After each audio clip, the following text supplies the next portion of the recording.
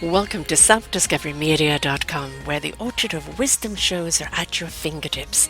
It ignites your soul, your heart, your spirit, your mind, and your body with illumination from people who have made the journey before you. They're here now to help you on your journey, on your path of self-discovery. We are funded by you, the audience, and the people we interview. If you wish to support us, please go to selfdiscoverymedia.com and press on our Fund Action button. Anything is appreciated. We'd like you to sit back and enjoy the shows. Here we go.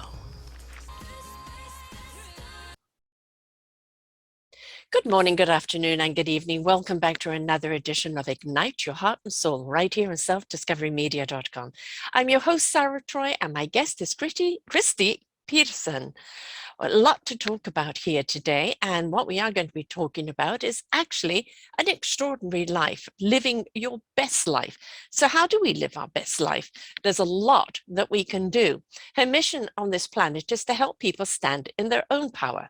She wants to see people claim their power and understand how beautiful they are. She is an international, well-known psychic medium, author, public speaker, who specializes in helping people to discover who they are so they can stand in their own power and live their life from what their soul intended them to live. Kristi began her own journey in the world of metaphysics in 1976, but in 2010 made a commitment to herself to heal no matter what that looked like, including body, mind, spirit in her own current life, as well as past life trauma affecting this life. This also meant going public with her gifts as being a psychic medium and a Reiki master. She had never ever looked back. Her book was published in 2010, titled The Extraordinary Life. Another major step in healing was to write and publish her second book in 2019, titled We Are Not Alone, My Extraterrestrial Contact. Shortly after her book was released, she was contacted by a film company proposing a documentary about her experience with the alien contact. Filming was completed in 2021 and should be ready to be released in 22. Wow, that is exciting. When are we going to see this movie? Welcome. Thank you. I appreciate you having me on your show. It's always a pleasure to meet new people that are on a beautiful path to living a great life. Mm-hmm. So the filming is done on the movie, and it's in editing now. And sometimes editing can take longer than the Yes. actual filming process. Yes, it can. Yeah. So right now we're on schedule for release in late summer, and we'll have a premiere in Omaha, Nebraska, in the United States. And then we'll just see what happens after that. If somebody wants to pick it up and run with it, or, we'll see. Right. Well, very, very exciting. I mean, as you said, you came clean with it. You exposed your gifts, and a lot of people who have, certain gifts have always been very, very scared to talk about it for the fear, not only of judgment but of persecution. And, Yes. Immediately people, they judge you, they start thinking you're a crackpot. All the TV shows, whenever you talk about spirit or anything like this, it has to be a cult. Instead of somebody who's opened up their soul wisdom, opened up the heart to receive it, ignited the spirit, and now the mind knows what it needs to know when it needs to know it. It is truly the way we are meant to live, isn't it? It is. And what I find when you talk about the persecution is, as a psychic medium, I have a lot of other healers and psychic mediums that come to me and wondering why they can't make their business go full time, or what are the blocks, what's holding them back. And it usually goes back to a past life when that persecution was real and people were killed, hung, murdered. And so I do releases on that. And it's amazing what happens after that, once, because you don't know what's holding you back if it's a past life. Typically, you just know something is holding you back. And I'm able to identify that, and I create some releases for that. And I just, let them loose. And the healers now, their business is full-time if they choose. And they get rid of those blocks and they can just soar and fly. And it's just a beautiful thing to watch. They can be truly themselves. I'm one of those people. In 1994, I had 152 lifetimes cleared for me. And I thought that was it. It was literally a wall I never ever could go through. I couldn't go under, over it, anything. This wall was constantly pushing back from my life. And with that releasement of those lifetimes, it was suddenly, there is the valley ready for me to explore. But I didn't realize I still had some more past lives to clear that were of persecution.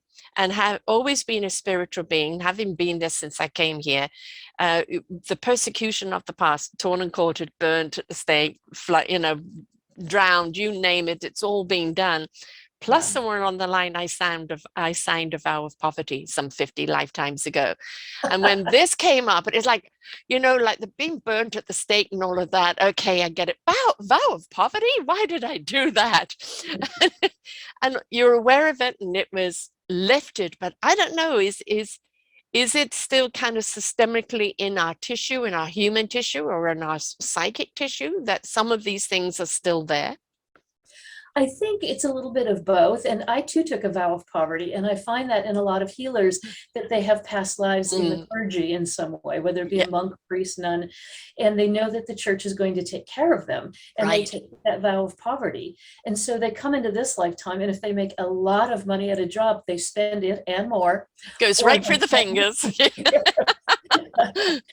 Or they just have difficulty every time they make some money, the car breaks down. There's something is taking that money away. And so again, I do releases on that, and that seriously is almost like a light switch, and things change almost overnight when you release that vow of poverty. Oh God, it's so got to go. And it's also kind of a thing for people who are healers or psychic or do this business. There's still this kind of stigma. Well, you're kind of doing God's work, so therefore we shouldn't pay you. So there's still that on it. And it's like, hello, human body, roof over the head, food in the stomach. I can't do anything for you if I'm dead. So it's that is a societal thing. But it also comes a lot from healers too, where I don't know if it's because they're so stuck in that vow of poverty, but I'm here to heal. I can't help that. It's what I need and have to do. And I just hope the money comes with it. Well, and I think a lot of people say it's a gift, so you shouldn't charge for a gift. Right. But I always say, my bookkeeper does Excel spreadsheets, and that's a gift. Yes. Because I can't do that. And she has no qualms about charging me. Exactly.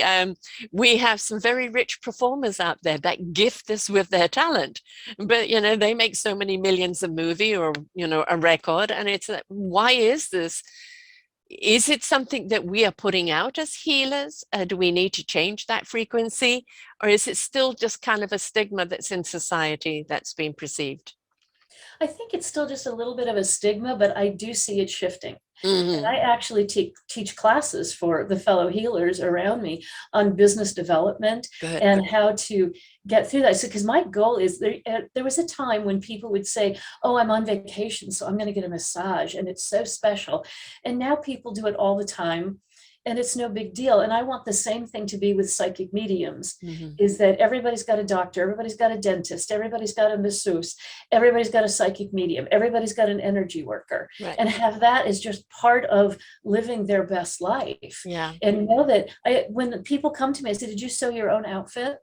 Well, no. Do you cut your own hair? No. So because we go to the experts, we go to the people who are trained and have experience in different fields. And going to a psychic medium and energy worker is no different, really, than going to a masseuse, going to a hairstylist. You go to the experts to help you achieve what you want to achieve in the lifetime that you chose to live. I think it's also because it's not being kind of maybe politically recognized, and it's still a fairly new realm of having, like Reiki. I mean, before Reiki, what do you mean energy? What are you talking about? Energy is something I plug in the wall. And they, they realize all this beautiful, abundant energy that comes through us, that's all around us, and that allows us to do the work that we're doing.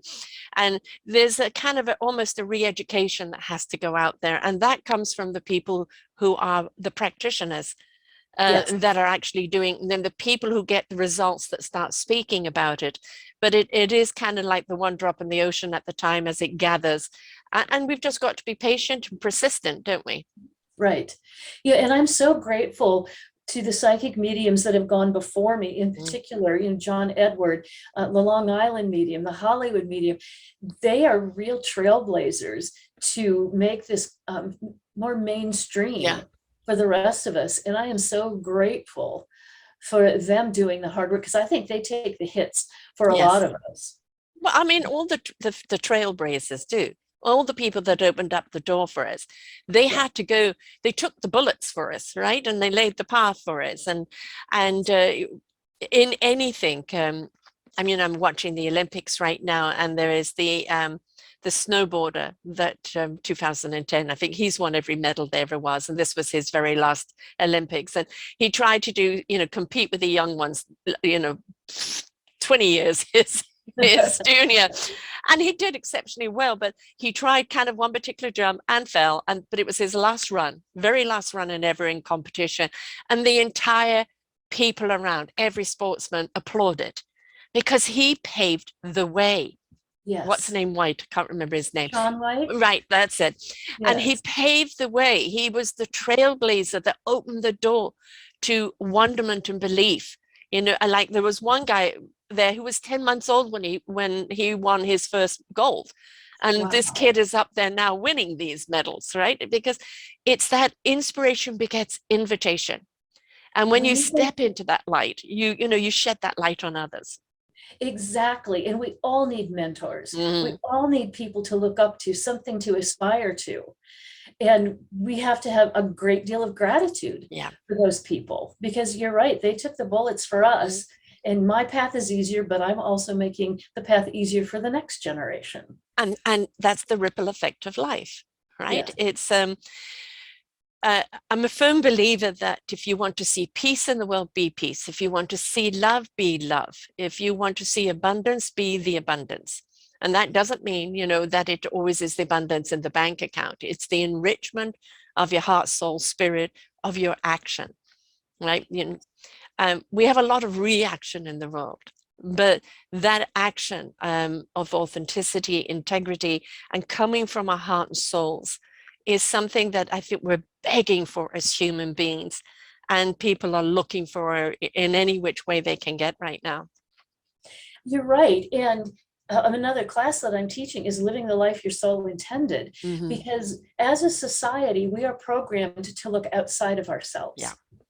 And even in the metaphysical world, it's crystals, it's tarot cards, it's essential oils, which are fantastic. I love them. I have all of them. They're all wonderful tools. They are, but that's exactly right. They are tools. And we still need to, everything starts within ourselves. And so what I teach is you need to sit down and, first of all, listen, connect to your spirit guides.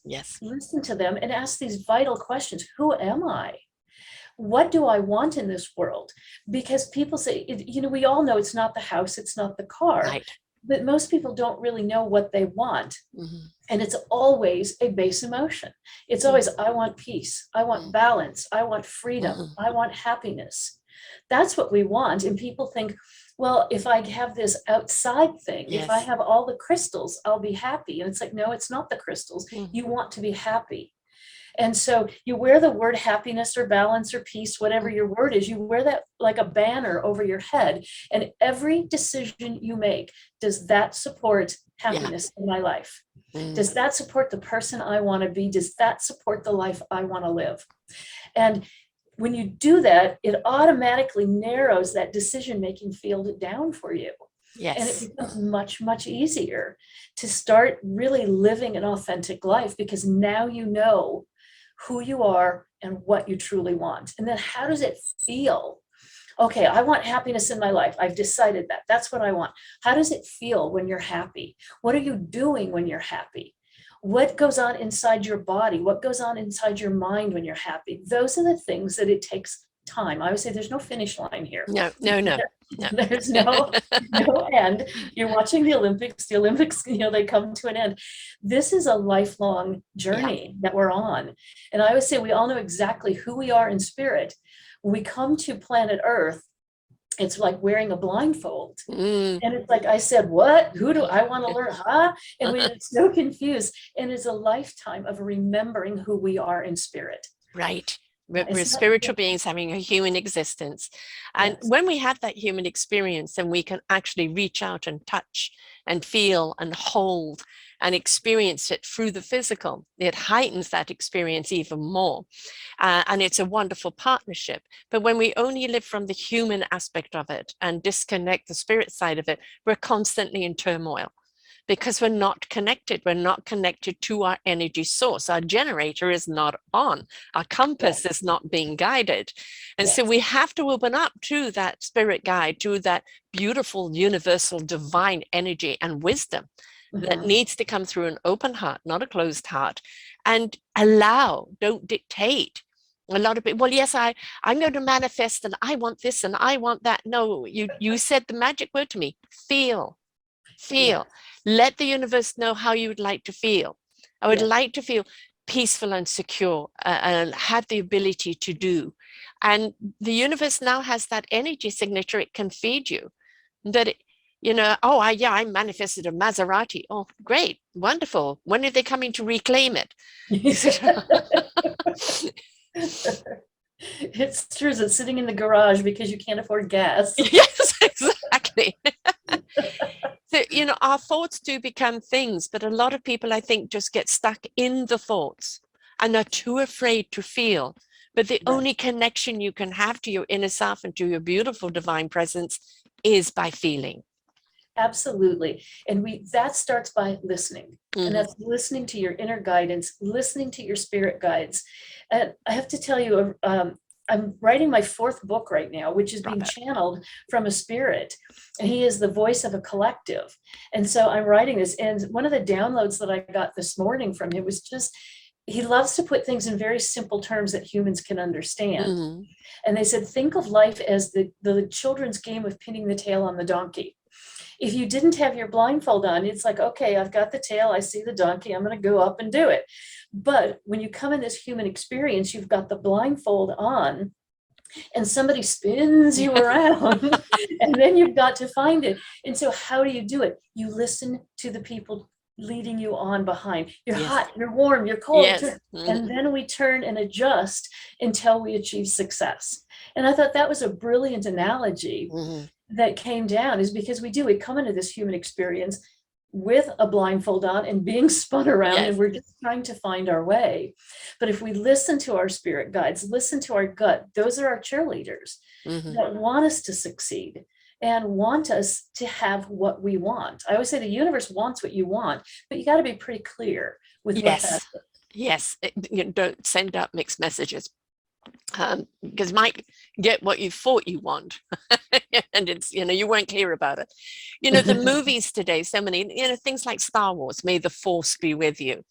That force is energy. May the divine energy be with you. May the guidance be with you. And as he's teaching Luke and everything else, it's about going in. It all lies within. That connection has to be an inside out job. Clear the mind, allow, because we are never alone. And the wisdom is always there as long as we are calm enough to receive it. Exactly. And our society has programmed us to the next shiny thing. Yes. And if they keep us in fear and keep us looking outward, we're easier to control. Right. Oh, one of my big pet peeves. Yes. Fear sells. It's all a form of control. Yes. It is. And we need to recognize that and be able to step back from it and say, oh, this is a big movie. This is a play and I'm going to buy a ticket and watch. But it doesn't affect me because I know the truth. And I'm listening to the truth. And you're right, you have to clear your head from all of that programming that's going on and find out what really matters to you. Yes. And everything else becomes much, much easier. And that's not to say life is easy, because I would say life beats the dickens out of all of us. Nobody gets through life unscathed. No. But it's in between those things, do you deserve a joyful and a happy life? Right. And it's the resiliency between those hard lessons that we learn that keep us moving forward and keep us grounded, keep us centered and on our path. Life is rather like a song. It may start off, slowly, softly, build up to a crescendo of a lovely height, and then softly come back down again. We couldn't live in the crescendo all the time. You know, I'm the joy of reaching that, that out of breath moment, that beautiful moment is that, you capture it and you hold it within you. And that divine memory is always going to be something that will take you, back and keep you on that path. And life isn't also meant to be linear. And it's also not meant to be, stagnant. We are meant to be constantly in flow as energy is. And Yes. when we are in flow, we have to just tap into that flow and see where it goes and pay attention to where it goes, because there's always a lesson. There's always an indication of what you need right now. It's like, I had a detour and I thought, oh gosh, I'm going to be late for my appointment. But then this happened and that happened.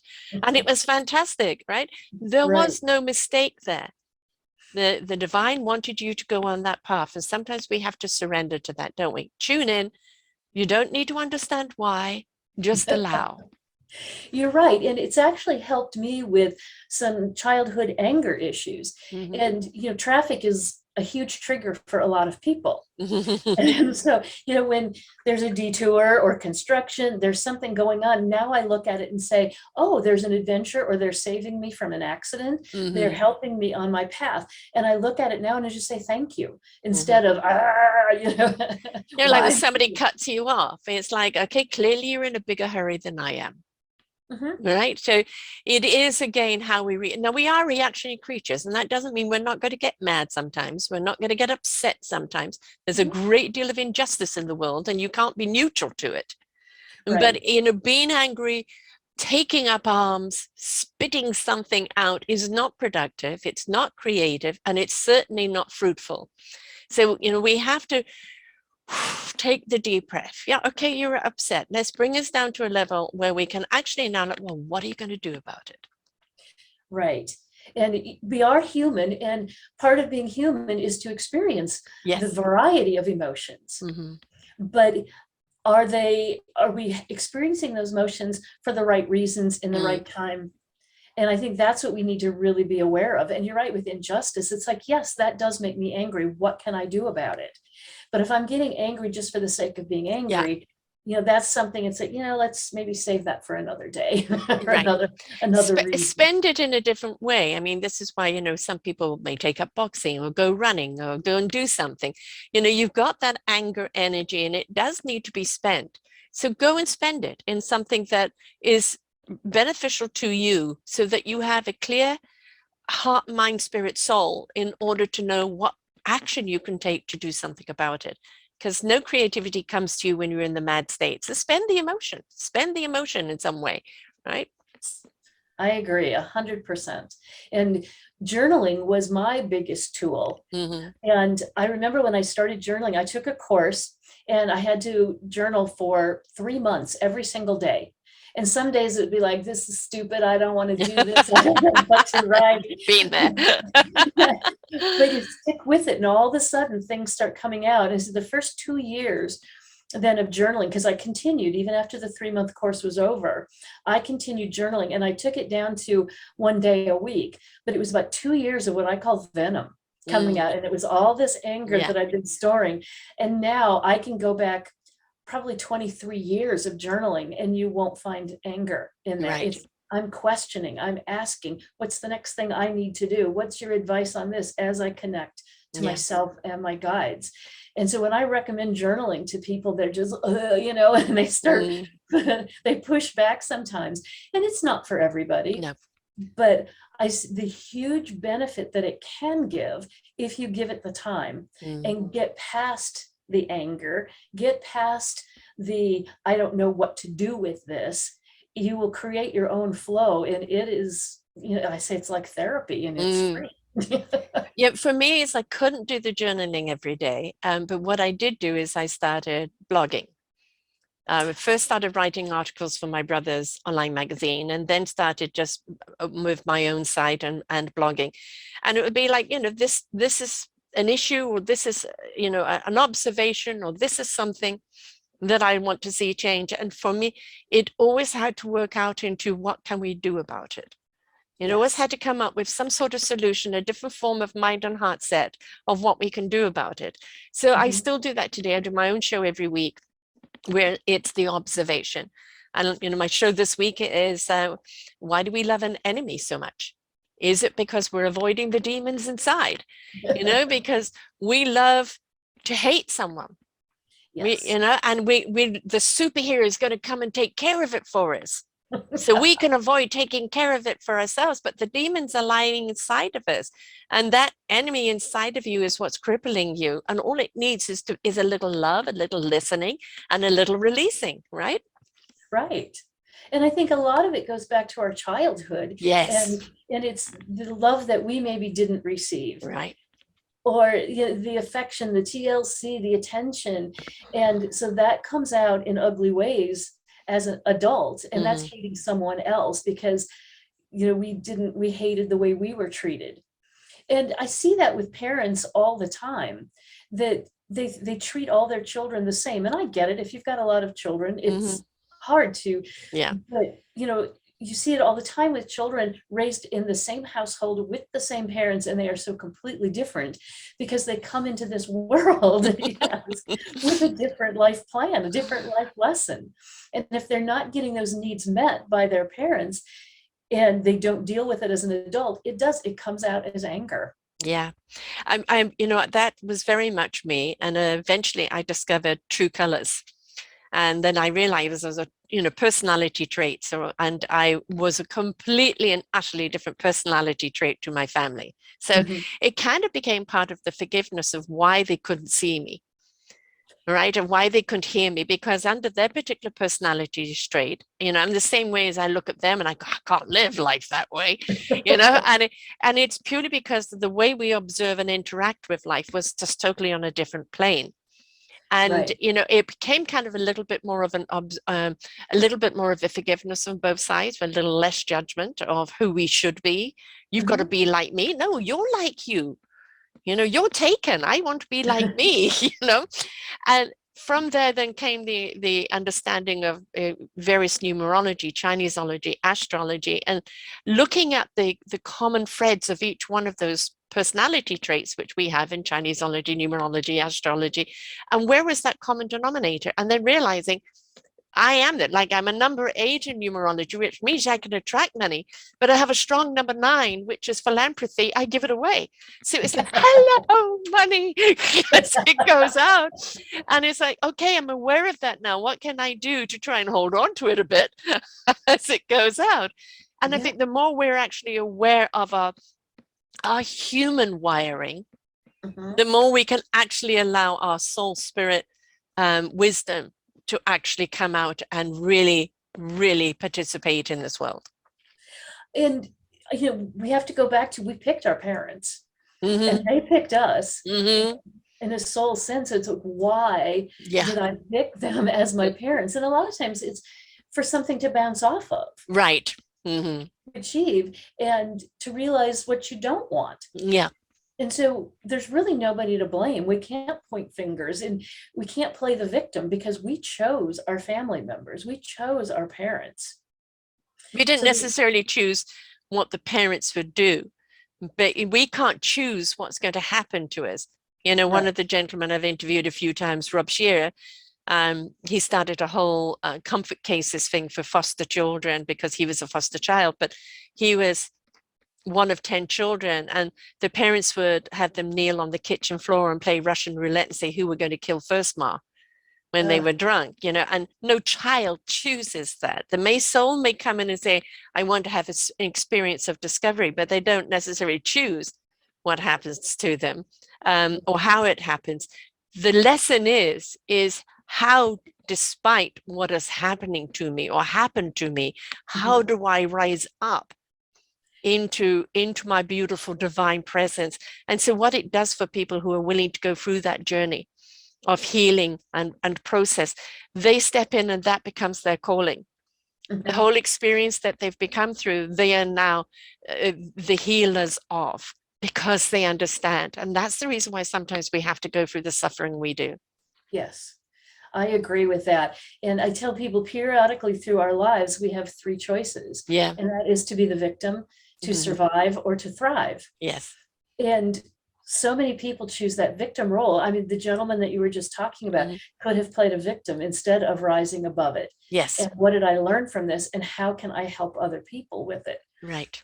I say most people are in survival mode, and they're the ones that go to work every single day and they do what they were taught or told to do. Robotic. But they're surviving. The Walking Dead. Yes, exactly. I call them the walking wounded, but it's yes. exactly. Part of my job in getting people to stand in their own power is to say, you don't have to just survive. No. You can thrive. Yes. And don't feel guilty about it. How many people carry this guilt about, like, you know, I'm not worthy of thriving, you know, or somebody else has suffered, so therefore I must suffer with them. And it's like, what? It makes no sense. No. I was raised what I call walking the tightrope of mediocrity. And that is, you can't fail because you'll embarrass your family, but you can't succeed too much because then you've got a big head, you're conceited, and you're above the way you were raised. Right. And so I learned to do this balancing act until finally I said, no, that's silly. I don't need to do that anymore. I can fly. I can be the person I came here to be, and gave myself permission. And at that moment, I made a commitment to myself to heal no matter what it looked like. Right. And that is body, mind, spirit. Yes. Yeah, I was kind of a very sickly child, so I was in bed a great deal growing up, and so there were very low expectations. You know, I probably have a grade 8 education because I left school because I missed so much. I never ever did catch up, and so I exempted myself at 16 and just went off and lived life and learned from life itself. But it was always like, just hope she makes a good marriage. You know, she's never going to amount to anything. And for a while, I may have felt angry or maybe even lived at that vibration. And then I realized, oh, this is actually a gift. It's the same thing of being blue-eyed and blonde. I can play this too. You know, nobody expects anything from me. So when anything actually does come out, it's a big surprise. And I would literally talk myself into positions in jobs that I knew nothing about. You know, and find out whether I could do it or not when I got there. But I think there's something about low expectations that is kind of my undercover. And my parents were like, as long as you're average, that's all we ask. Right. I know. And it's actually interesting. I have on this week a Chinese gentleman who's talking about the Chinese minority of literally places like Harvard and other capping how many Orientals they can have in there, even though their grades are higher than everyone else, because they don't want them having dominance, right? So they're penalizing them for their excellence, right? So it's like, oh, for God's sake, are we still doing this? Really? It's 2022. Are we still doing this? We're still doing this. And you know, that's with education. Well, with women, we are still fighting huge battles. Yes. You know, people talk about minorities, and they're absolutely right, but a lot of times they even forget about mentioning women. Yes. And we're not a minority, but we certainly have been treated like a minority. Yes, and the whole movement isn't just about anti-sexual, which is what it became. You know, sexual exploitation. It is, you know, the discrimination of you simply being a woman. And you must know your place. Yes, my place is up at the top. Where's yours? There was one thing in I think the 1970s, which I just love. A woman's place is in the home or in the house, but it's also in the Senate. Yes. Yes. And again, those trailblazers. I mean, look, we have more and more women in political power now. And thank God, because they're the common sense most of the time. Yes. And more women of diversity and of different ethnic backgrounds and religions and everything else. And it's even of different sexuality. We're seeing this. It's breaking through, thank God. Finally. But the resistance, which I would say is resistance is futile, but it's very loud. Right. And so we're seeing that resistance right now because, you know, there are certain people that would love us to go back to the 50s. And they're making a great deal of noise and stamping their feet and like Roe versus Wade and everything else, trying to turn the clock back. And it's like, you may scream and shout and do your tantrum as much as you want, but the spirit has spoken. And it's spoken to too many And they have got the force behind them. So while you're making a lot of noise and exhausting yourself, we're quietly getting on and doing it. Yes, I agree. And that getting on and doing it, to me, always usually starts with grassroots. Yes. And it's one individual or two or small groups that just go in and start to make a change. Those changes rarely happen at the top. Never.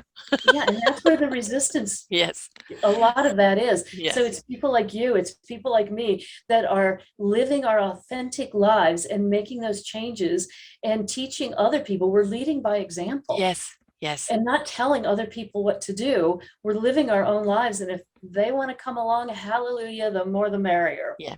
You are the beacon of light in their darkness, right? And I always say inspiration begets invitation.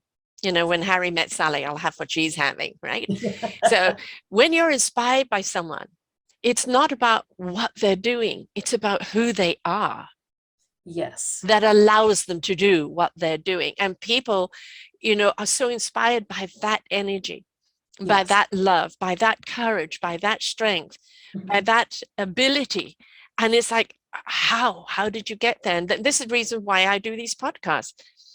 The people that are doing this right now, where they've come from and the struggle and the suffering that some of them have had, I wouldn't blame them if they had decided to exit this world.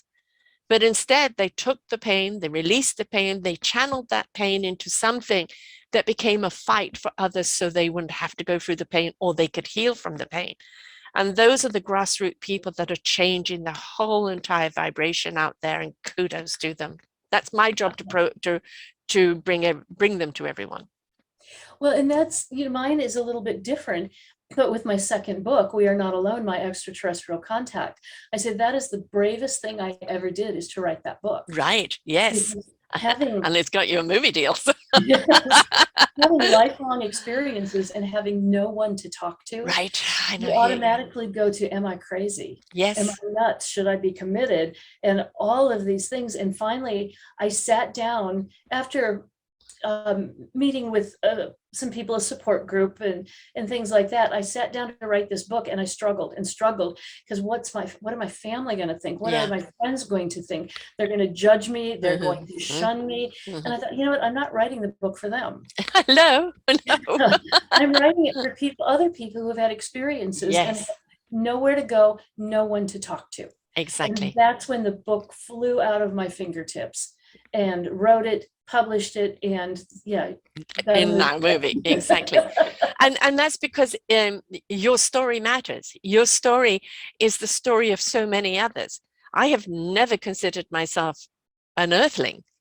You know I come from something that is blue because I recognize who I am. I can see my planet.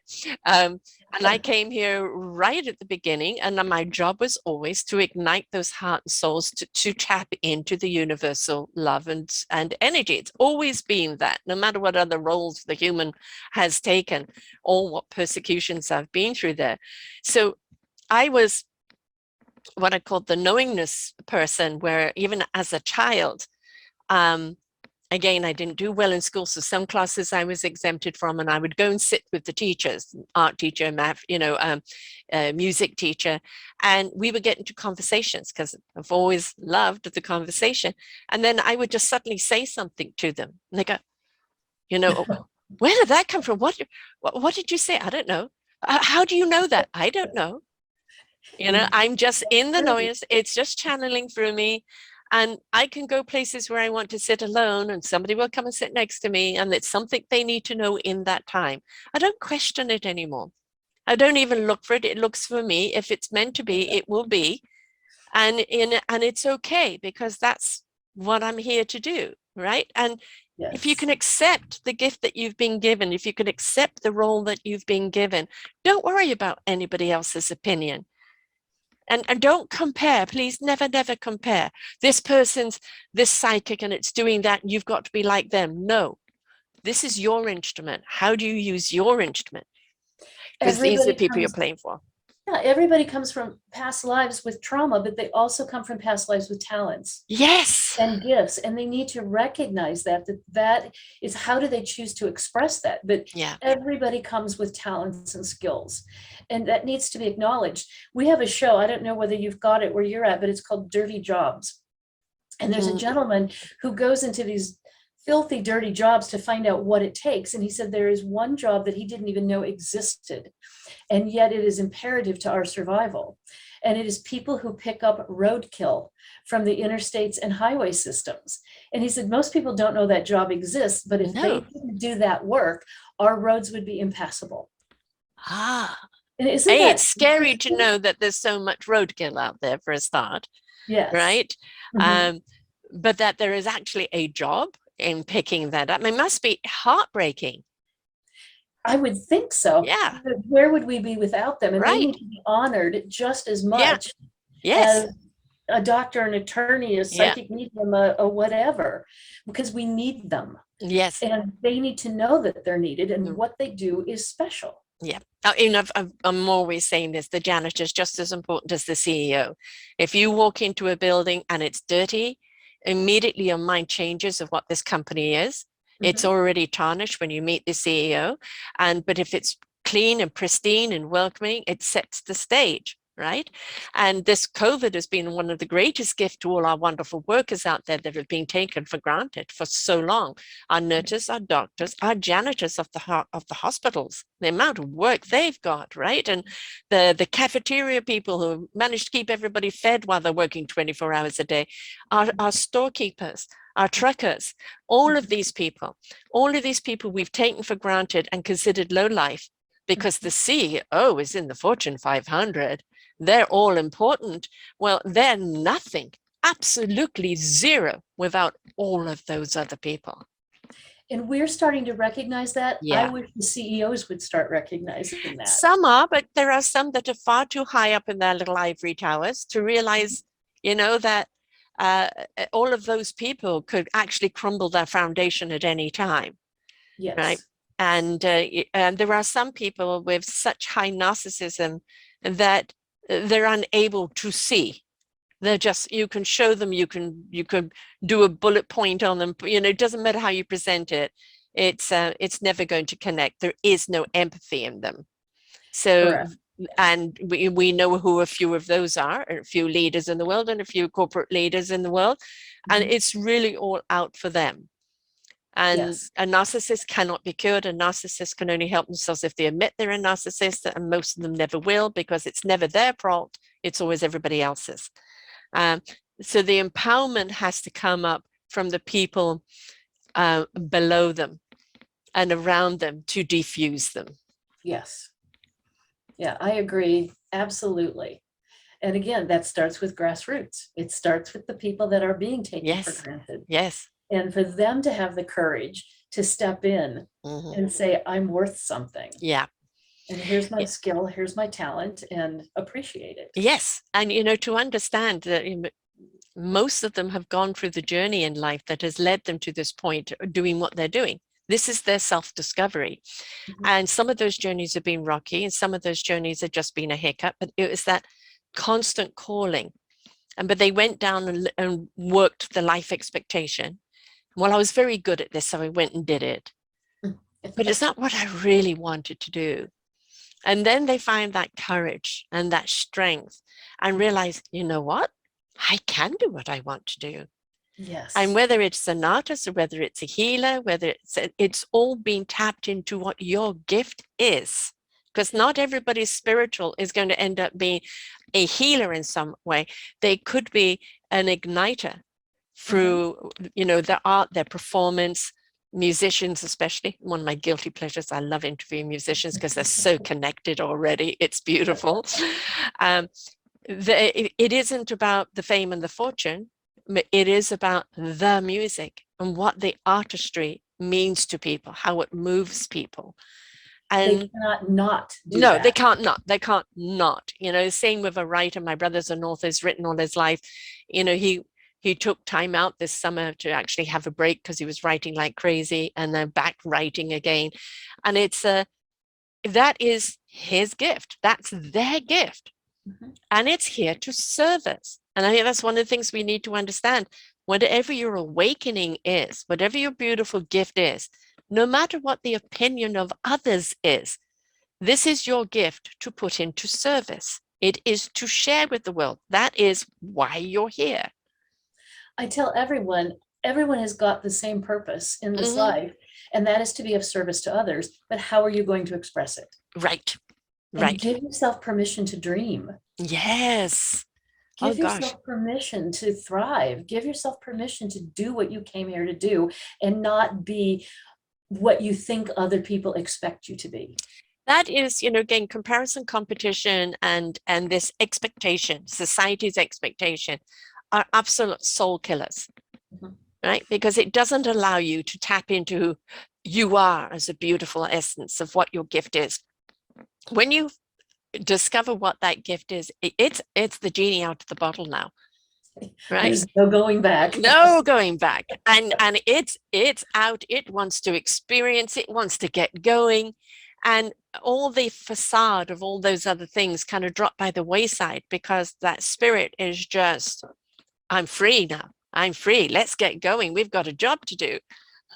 And that exact thing happened to me. When I came out and went public as a psychic medium, I've had that gift my whole life, but because of judgment, kept Yes. quiet with that too. And I was studying to be a Reiki master. Mm-hmm. And so I went to a practice class one night and nobody showed up but me and the teacher.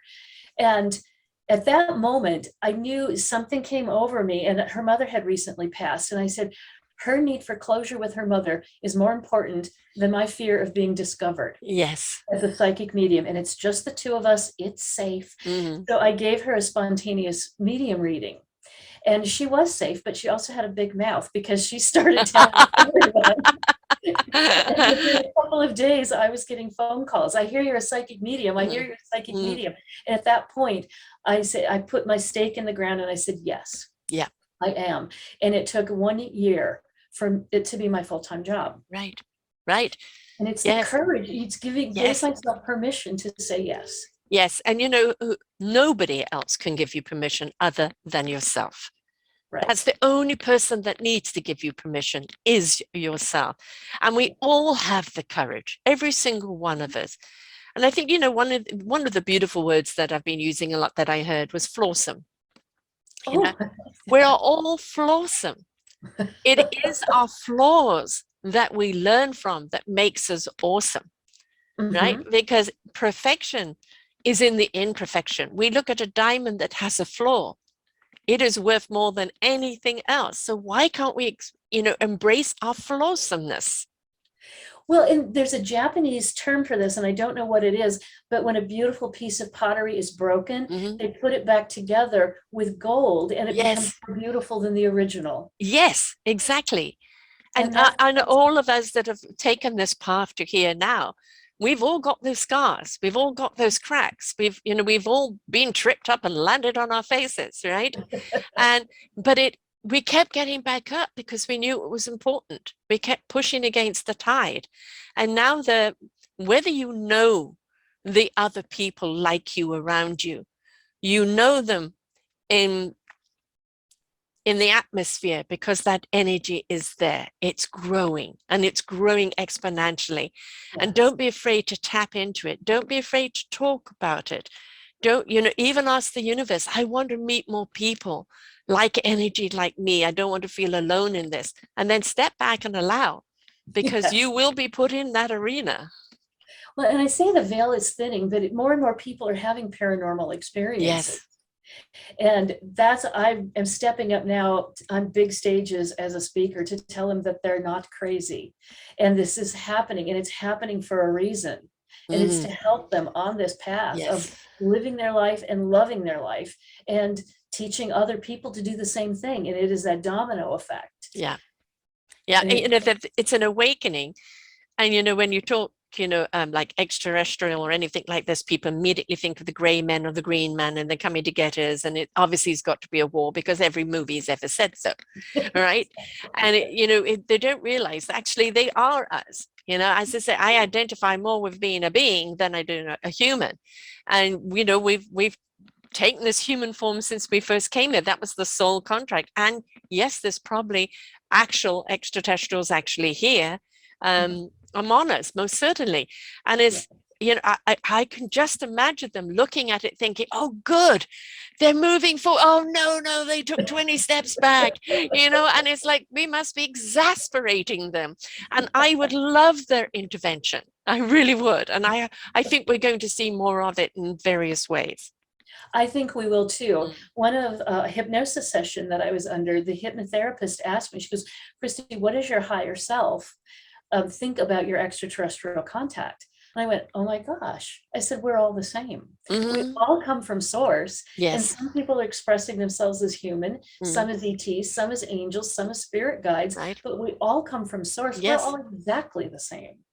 The generator, or the core vibration, that beautiful sun fire that is within us, is all the same source energy. Yes. It's how that energy manipulates into whatever shape or essence is up to ours. It's like the cellular in the body, there's trillions of them, but every cell is important, because when one cell breaks down, the next cell breaks down. So if we can look at ourselves as that collective, is that it is on us to be a good, plump, juicy cell. And and do our job, because that is part of that collective energy that literally is going to save the planet, because this planet is in trouble. Yes. It's so out of balance. It's so fed up with all our anger and angst. And it is imperative that we rise up to our higher frequency and step into this, because our evolution as human beings is behind time, not technology. We're really doing well in that thing, but we're behind times in our own development of acceptance, of understanding there's so much more than us little humans around out there. We're the only species on this planet that's willing to destroy our own home. And that has to change. That has to shift. And it's trailblazers, again, like you or like me, and it's the next generation and the generation after that I think are really going to take this and run with it and save us from ourselves. Do you find a lot of people that you work with are the mid-age range, that they've either always been kind of closeted, in their gift, or the gift came about to them later in life? And, I feel that it is more the elders right now that have stepped into this wisdom, because they have more understanding of what to do with it. I agree to a certain aspect, because I do get a lot of people that I would call mid-age, and they are getting close to retirement. So the pressure to not get fired from a job, and not go a different path, they don't care anymore. Yes. And it is opening up. They've got life experiences. They've got years behind them and wisdom. So that is a huge piece of it. They also have got disposable income now. Right. To be able to do that. But I'm also finding young people from 18 to, I want to say 25, that are coming in, and they're unhappy already at that age. And they know there's more. And the first thing I do, I say, well, congratulations, because you're about 25 years ahead of most people. Right. Exactly. Exactly. I've always been a spiritual being, as I said, had difficulty living the human life. And I've always, worked in spirituality. It's just, I was born this way. I also think this was the lifetime where I could come back into my empowerment, having been taken from me in past lifetimes for so long, right? So this time I could do it without that kind of persecution. I wasn't going to be burnt at the stake anymore. And get to the point where I don't care what other people's opinion. If you're afraid of it, you're afraid of it. That's your journey. I still have to be it. This is my journey, right? But do you feel... Oh, I'm sorry. Go ahead, because I got another question for you. So go ahead. People would say, well, with what you do, I've always been taught that that's talking to the devil. Yes, of course. Believe what you want to. I know the difference. Well, and where does that come from? Well, that comes from the church, where they're absolutely petrified of people stepping into their individual higher power, that collective power as an individual, because it's only been, you could only reach God through the priests and through the church. And now people are bypassing and going straight to. Right. And it's like, no, we're losing our control. And that is really what it's about, right? The control. Exactly. then they do not want to lose control. And I always say it goes beyond our government. It goes to families, corporations that Yes. run the government, Yes. that want to keep us in control. And the government, they're just kind of puppeteers as well. Yes. Oh, Mhm. sadly. Yeah, and we have to take off. I love Elizabeth Warren. She was on Colbert the other night, and she's so passionate. You could just, everything comes out of her, their energy, and like she's like that school teacher's got to change the system, and I'm right with her. I love her. And Bernie Sanders, another one with just his entire life has been fighting for the underdog. Yes. And that's right to the day he dies, it will be what he will do. And we need people like that, not people that could be bought off or give in or going, oh, I'm just one person, I can't make a difference. You are the difference we seek. You are. And this is a silly comparison, but it's pretty powerful. And Betty White, a Canadian actress who died a few weeks shy of her 100th I know. birthday, and people say she died too soon. She lived an authentic life. Her skill, her gift Yes. was to be funny, to be an actress and put it out there. She was raunchy. But she was authentically her, and people loved her for it, and said she left us too soon at 99. You're right. I know. But the other thing about her is she was a huge advocate for animals and everything else, but she was also one that decided to feed the possibilities and not the negativities. Yes. Right? Yeah, I know there's negativities out there, but I know I'm going to put forward the positive. I'm going to put forward the laugh. I'm going to put forward the joy. Right? And we soaked it up because it lifted our joy up. And I think a lot of people right now are feeling a suppression of joy. And it's bubbling up and it wants to come out, and they just don't know which door to open. I agree. And COVID has been, I won't say catastrophic. For some people, it's given them the chance to sit and think. Yes. And empty their head and grow as a human being. Other people have imploded. It's been catastrophic for them. And I do feel for them, but they too have the opportunity to go within. Yes. And why are they unhappy? What was wrong in their life that they did implode? What changes can they make? And that's where we need to go. Again, is what kind of person do you want to be? What kind of life do you want to live? Right. And then you talk to your spirit guides. What's the next thing I need to do to get there? Right. Because I'll deal with, women in particular, and that they'll come to me, oh, I want the love of my life, and I want to date. And I'll say, well, what are you doing to get to meet people? Well, nothing. I said, well, unless you're going to marry the pizza delivery guy, you have got to get out there. You've got to do the work and do the action. And people need to understand that is no matter what you want, you can't just sit and wait for it to happen. You have to put the energy in it. Yeah. My word last year was actionism. No more activism and talking about it. Actionism, do something about it. And this year's ignition. Put yourself into gear. For God's sake, get out of first gear. Yes. I want you in fifth gear, and I want you to go through all of the gears to get to fifth, not just going from first to fifth. I want you to go through all of the gears, but I want you, momentally moving forward, because we're also in the year of the tiger, which is a good action year. It's a very good vibrationally year for actually to step up and make the changes in your life that you want to make. Yeah, I usually have a word, but this year it's a phrase, and it's leap of faith. And that's just putting myself out there and see what sticks. Yes, exactly. The other question I was going to ask you, about the awakeners. I think that a great deal of our children that are being born right now are the indigo children, as they're known. They've come in, all children are awakened, but they get then controlled and boxed and restrained. But because I think of a lot of millennial parents, now you still do have parents that just put them in front of, phones and apparatuses and dumb them down. Or we do have the parents that they're going to be read to. They're going to know what land they're on. They're going to understand empathy. They're going to be a part of the solution. And we're seeing this. I'm already seeing it. My 11-month-old grandson, that child I connected with before he was born, most certainly. He's a connector for sure, absolutely.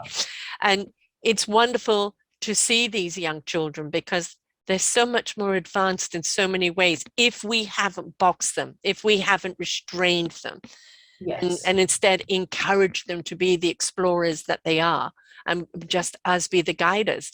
I think that generation is going to do some extraordinary things. I agree. They're the magic. Yeah. We just need to open the door for them. And get out of their way. Yes. You know, and don't dictate our own issues on them. Mm-hmm. You know, we already know that the societal's expectations of how you should live is a facade. Yes. Right? We already know that. And we know that we're already having to change our own opinion of it and live a more authentic life. For goodness sake, don't go and impose that on your children.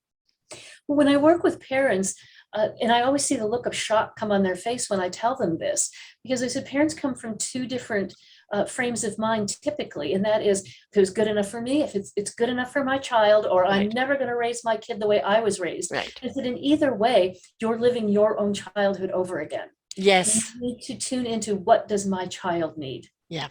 It's their turn. What do they need? What's the best thing I can do to have that child thrive? Yeah.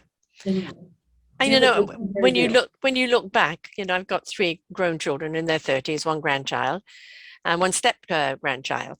And, you know, I look back and, you know, these gray hairs in my hair have got their names on them. You know, they put me through the ringer, but I wanted them, you know, I brought them up with, like, this is your boundary. I instinctually know how far you can go, right? Assess it. Is it something I'm afraid of, or is it something that I really intuitively is saying danger? And know that if you push the boundaries, there's always a price to pay, and be willing to pay for it. And they pushed those boundaries. And very often they went over those boundaries, and definitely exasperating. My youngest, of course, just watched her older 2 and decided to live life differently. But at the same time, though, who they are today as these beautiful human beings, because they did push their limits, they did explore, but then they came back to the core. Yes. The core of love. It was always coming back to the core of love. What's really life about? Love. Being the love. Living the life you love. Loving the people around you and igniting that love. And if we could just look at it from that point of view, right? Absolutely. And so we come into this human experience for our souls to evolve. Yes. Yeah. And what does that mean? Is to reach enlightenment, which is everything you think, say, and do comes from love. Yes. That's what it is. And it sounds really simple until you It show is. up as a human being and, you know, get spun around a little bit. Well, you know, are we going to step into that hurricane? Are we going to observe it and go, no, thank you? I'm going to avoid it. You know, sometimes we get caught up in it, you know, with no fault of our own. And well, the only way out of it is go to the center, drop down, right? And yes, you can get so dizzy sometimes you lose, you know, your whole momentum. But when you kind of get that, there's a, be willing to want to get out of it, and you'll find the opening. There you go. That's the ticket. Be willing to want to get out of it. Yeah, as you said, there's the victim or the survivor. You want to be the thrival. You want to be able to turn around and say, I survived this. Yes. You know, every time I have something new to face that is a struggle, I just have to look back on what I've already accomplished, and things that were harder than this. You've survived everything so far. Exactly. This is just another challenge. Right? I've got this. So instead of looking at it as something out to get you, look at it, there's something to learn from this. Yes. And ask those questions. Yeah. And I would say there's a gift in everything. So what's the gift? And sometimes it's obvious right away, and sometimes it takes a while to learn that. But it's those lessons. What am I supposed to learn from that? Which is the gift, is what you did learn. And you know, some things are pretty painful, but there's always a gift in it. If you look hard enough or wait long enough, it will become obvious. Yeah. Life can be pretty awesome. And I think, you know, a lot of it's simply all around us. You know, water, trees, and breeze are very important to me. Water is such a wonderful conduit and so calming. Trees are so chatty, you know, there's so much that they tell us. And the breeze is forever clearing, you know, clearing our heads, clearing our hearts and souls, and lifting us up. And the thing is, we really do have all the answers around us. You know, it's, and that the around us is to connect within us. Yes. So the within us can connect with the around us. And it's not the turmoil that we're asking you to do. We're asking you to connect into God's nature, which is always there. It's always our best friend. Always. And so everybody can live their perfect, beautiful life. They just have to want to. That's the key. When are you going to stop being the victim, or, you know, the pointing of the finger, it's their fault, three pointing back at you? Well, what are you going to do about it? When are you going to take some accountability? And I think the hardest lesson for people to realize is, yes, they're going to have to do some work. And when people go into therapy, they know it's usually for the long haul, but they come to a psychic medium and they expect this magic wand and go, everything's perfect in an hour. Yes, yes. You know, and it's, no, I mean, you're just a map reader of what's possible, you know, what is and what's possible, but they've still got to journey it. I give them the tools, but they have to pick them up and use them. Exactly. So if you wish to abstain from your own life, then do nothing. And life will do to you. If you want to step into life and be a part of it, the wonderful experience, the highs and the lows, then you'll really actually get into it and see the benefit from it. But again, it's all that free will. It's all choice, right? Yeah. And we are a planet of free will. So we have our life lessons that we came here to learn, but there's so much free will wrapped around that. Yeah. That it leaves us wide open to really achieve and do what we want to do. It's up to us. I think we come here with the certain things that we need to accomplish, right? And if we don't accomplish them because we've gone and been side railed, we're just going to have to come back again. And frankly, I don't want to. Exactly. And, you know, I've kind of had a conversation. I don't mind coming back one time more, but, you know, drop me in a body and let me already have this kind of wisdom.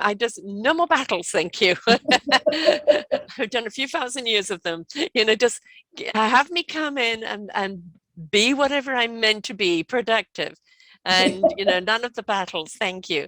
But it will be what it is. But I've agreed to one more lifetime, but please just let me get on with it. I don't want to be stepping into my empowerment after 50. You know, I want to be more productive when I'm young. Yeah, that's really a good point, because I didn't go public as a psychic medium and claim myself until I was 58 years old. And I don't have regrets, but I look back and wish I would have had the courage to do it sooner. Yes. Because the gifts were there. Yes. And again, it was too much about worrying about what everybody else will think. You have no control of what anybody else thinks. None. Right. They're going to think what they're going to think, right? Took 58 years for that to click and really stick in my head. I've been nearly doing this 10 years. April will be 10 years. And I started at 57. 57 and a half. And I was asked to do a podcast on a different network, and I didn't even know what a podcast was. And out of everything that I've done, especially in this lifetime, and I think in many lifetimes, this is where I have been the most empowered, because I am speaking to the empowerers like you. Yeah, that's a great way to put that. So the empowerers not only, you know, are feeding me, obviously, but just that knowing there's that channel of this. I think in 2012, it actually came about through depression and an article I wrote. I was really about ready to give up. You know, I wouldn't have exited on my own, but it was quite happy if a bus hit me, you know, and, you know, I wasn't going to do anything to kind of embrace my life. I had bottomed out. And then in 2010, actually, somebody had said to me, I was doing electric motor at the time and ended up losing everything. But the motor was fine. It was the people we were dealing with. But this woman read for me and she said, well, you're going to do something online that's literally going to change lives. It's going to be around the world. It's actually going to save lives. And I'm thinking, electric motor online? Little did I know, you know. There it is. And I have had feedback on its changing lives or saving lives, which has been wonderful. But most of the time, we do what we do and we blow the wind out with it. and have it reach as many people as it's meant to reach. And that's all we can do, isn't it? That's all we can do. And I do a plan for my every year, and I've got my perfect client. And my perfect client is willing to do the work. My perfect client tells me about other people, or tells other people about me. And so I'm kind of designing the audience, and it's like I'm getting rid of some of the fluff. You're right. There. And it's being a target very much. And it's worked the last 8 years that I've done this. It's worked beautifully. Yeah. And the thing is, what people don't understand, you can't help those who are unwilling to help themselves. Yeah. I say you can't rescue someone who doesn't want to be rescued. Right. So don't waste your time. Now, sometimes persistence in those seeds and watering those seeds and hoping the one, because sometimes you can see some people just need really, like they don't know how. They're still kind of in the dark, but they want to come out in the light. So you plant those seeds and you leave those trails, and then you're there for when they're ready, right? And there's other people. No, I like the dark. I love bitching about it. So, and they love their misery. It's what keeps them going. You can't help those people. You're asking them to work to be happy. They are happy. They're happy being miserable. Exactly. If I even catch a bit of a glimmer in someone, it's like, come on, let's work together. Yeah. And so many of them, they work at different paces and different rates, and I have to be there for whatever pace that they've chosen for themselves. But all it takes is for me to spot a glimmer in their solar plexus, for me to go, let's get busy. Yes. Let's do this. But you're right. This person just needs to be pulled out. Yeah. Love their victimhood. It's like, okay, you stay there and love being your victim, and I'm going to spread over here where people want to do more than survive.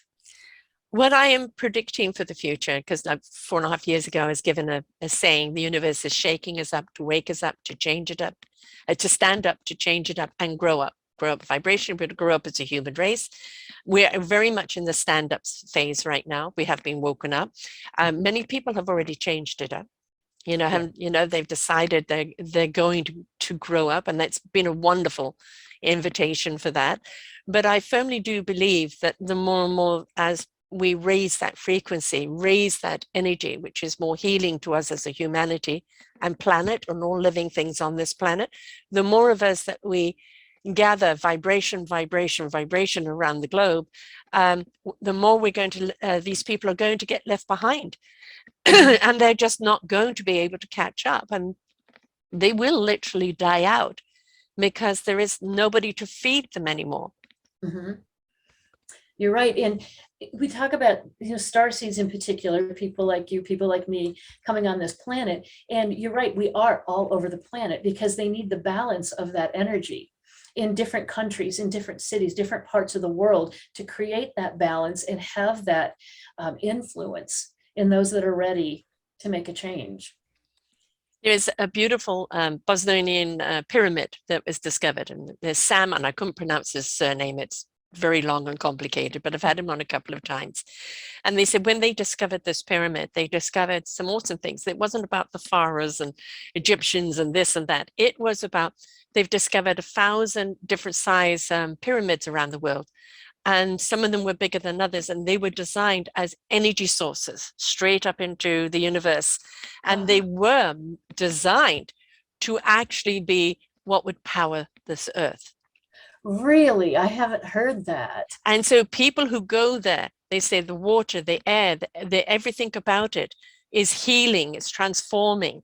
And the Russians went and took exactly the same measurements and reduplicated and found things to grow inside of that under that mathematical equation. But it's absolutely fascinating. I would love to go there one day. But the point is, the ground was laid eons ago for what this earth was potentially to be. Mm-hmm. Then I believe there was the fight of power, right? And then we went near Thundercall. Yeah.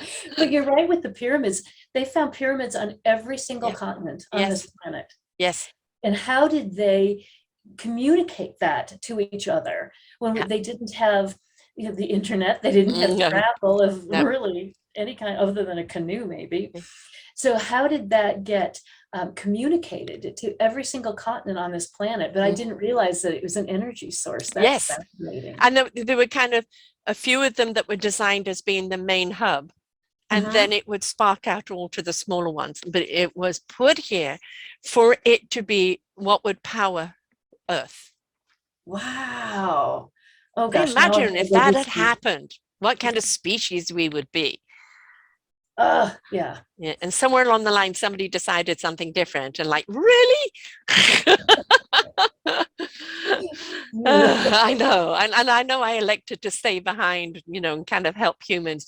Clearly over the lifetimes, it's got more and more difficult. So, but I do feel that this is the time. This is the time of illumination, of evolution, of us stepping into it. And if we just take away any fear, even though I can't believe, I can't let anybody know I'm listening to this. I can't let anybody know I may reach out to her. Right? I can't let anybody know what she said. What will they think? Who cares? And once you make that claim in yourself that this is the journey I'm on, it's crazy. People around you will go, oh, that's interesting. That's cool. Tell me what you're learning. Because when I went public as a psychic medium and staked my claim, and I said, I'm coming out of the psychic closet, my friends were like, oh, that makes sense. Oh, I can see that. Do you do parties? I'm like, where were you 15 years ago? Exactly. But it was like, where were you? Right? Yes. Because you were still living under the condition, right? And that's the problem. Right. And so it is permission. This is why I say there's so many people, 50s, 60s, 70s, that have stepped into their beautiful empowerment and their gifts today. And now you're saying, this is me. What are you talking about, Grandma? I've been this all along. I just, I just couldn't, show the world.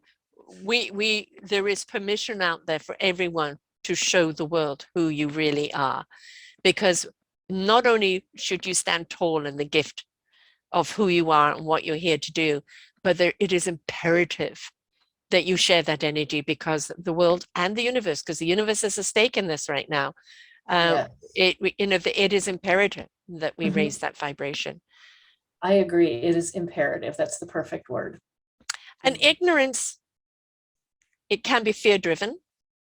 La, la, la, la, I don't want to know. or the status quo has told me not, or, it's the devil speaking, and it's, there is all of that, right? But at the same time, you are in your body. You're having this beautiful spiritual experience. It wants to express itself. It's what you're here for. And you've got a job to do. So set out of your insecurity or your ego or your fear, and please embrace it and get on with it. Please. Please. Please. Yes. Please. So you've got 2 books. Actually, I have 3. Oh, you have 3. Oh, yes. What are they all? Tell us on how we get hold of them. The first one that I wrote in 2010 is called An Extraordinary Life. And that one is just 58 true short stories.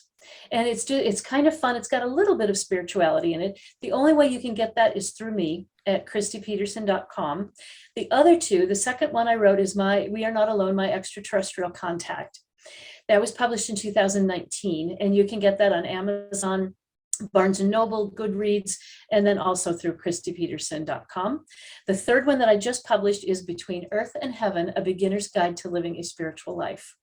And that one is also on Amazon, Barnes & Noble, Goodreads, and kristipederson.com. Excellent. That's the start. That's the start. If we've intrigued you today, or if you think there's something inside of you, but you're not quite sure, this is the start. Read. And, when you've got the questions, reach out to you. Exactly. And I said, when you start making this journey, it can be pretty overwhelming. Yeah. The information. And that's why I wrote the book, because I found this reoccurring theme with what's happening to me. I don't understand it. Where do I start? What's next? Yeah. So it's a beginner's guide to understanding it. And it's talking about what it's like to experience some of these paranormal things. And then it's all the different tools that you can use to assist you in going inward. And then the last is reference guide. Yeah. with different books that I recommend that I've read that are very powerful. Mm-hmm.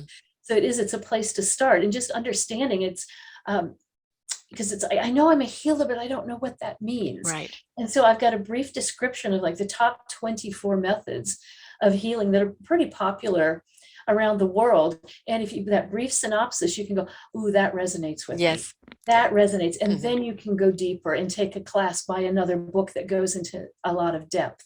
And so this is kind of like a shortcut, a high level overview to what living a spiritual life is all about. Kind of narrowing it down for you to where you resonate, because where you resonate, it's on that vibration. Open that door. Yes. Now explore. What Yes. do you offer your clients, and how do you offer it? I offer them psychic sessions, medium sessions, Reiki. I'm a Reiki master. And then I do teach occasional classes. Like right now, I'm going to be teaching one starting next week on automatic writing. And I've taught many times living the life your soul intended. And that is identifying your soul age, your soul type. What are you here to do? And then clearing past life trauma, clearing present life childhood trauma, claiming your talents, and then just moving forward to, evolving as a human being on this planet, and what it takes to go to the next step to reach enlightenment. Yes. We can't move forward with an empty vessel ready to receive if we're still carrying around contaminated waters. Right? We have to clear it out. We have to be that beautiful blank canvas, and then be willing to paint that canvas, not with any dictation or assumption, right? But allow that brush to take us where we need to go, because that's our clarification. Well, I come from an art background. When I left the corporate world, I owned an art school for 10 years. And I said, I want my life to be a painting that I'm proud to put my name on. Right. Because artists always sign their work. Yes. And I want my life to be a work of art that I am proud to put my name on. And I wish that for everybody. I ditto. And that is not ego. It's stepping into owning who you are and what you're here to do. It's stepping up and saying, I am. And I'm proud to be. All right. I am taking full ownership of what my gift is. And there's an artist in the world that says everybody loves my work. Some people love it, some people hate it, some people don't care, they're not into art. So you are appealing to yourself. This is who I am. And I know some people are going to love it. Right. And that's, but as I say, I'm not everybody's cup of tea. I'm somebody's strong cup of black coffee, and it's if my shows and my presence is not your style, that's fine.